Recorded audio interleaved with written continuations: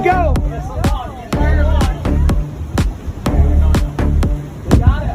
Boom!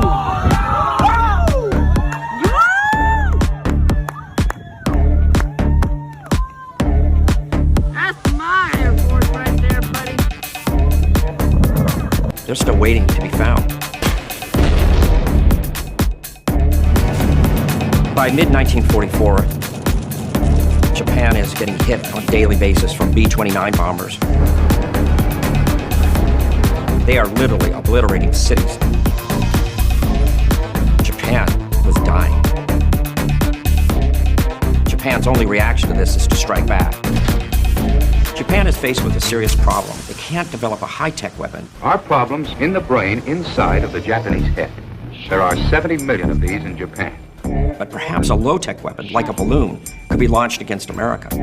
A brain that thought in the modern way could be taught to use the latest modern weapons. They develop a technology that is absolutely brilliant.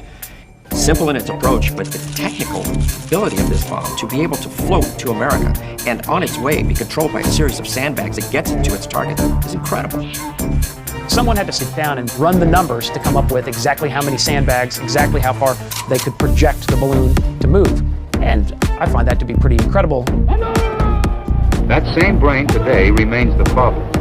Our problem. Over 1,000 were launched. They went as far as Texas, and as long as they stayed airborne, they could carry great distances. So depending on the wind and the altitude they maintained, they were falling all over Western America.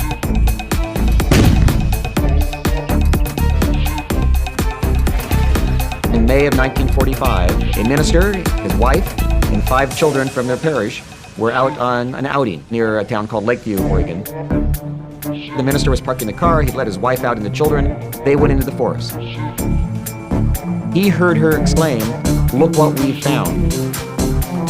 And seconds later,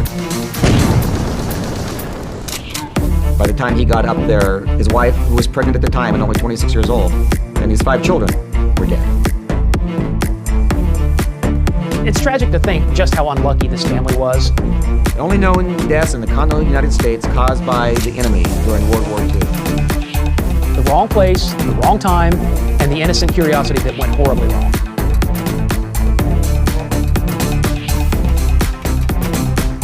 There are still balloons out there, obviously. Of the thousands they sent over, less than 1,000 have been discovered. So you have to think that in the massive forests of the Pacific Northwest, Canada, Washington, Oregon, there are some balloons out there. If you're hiking in the Northwest, be a little careful. And if you see an element like a wheel with teeth on it, that's the sharp end of a disaster awaiting you. It can't explode. They're still there. They're still waiting to be found.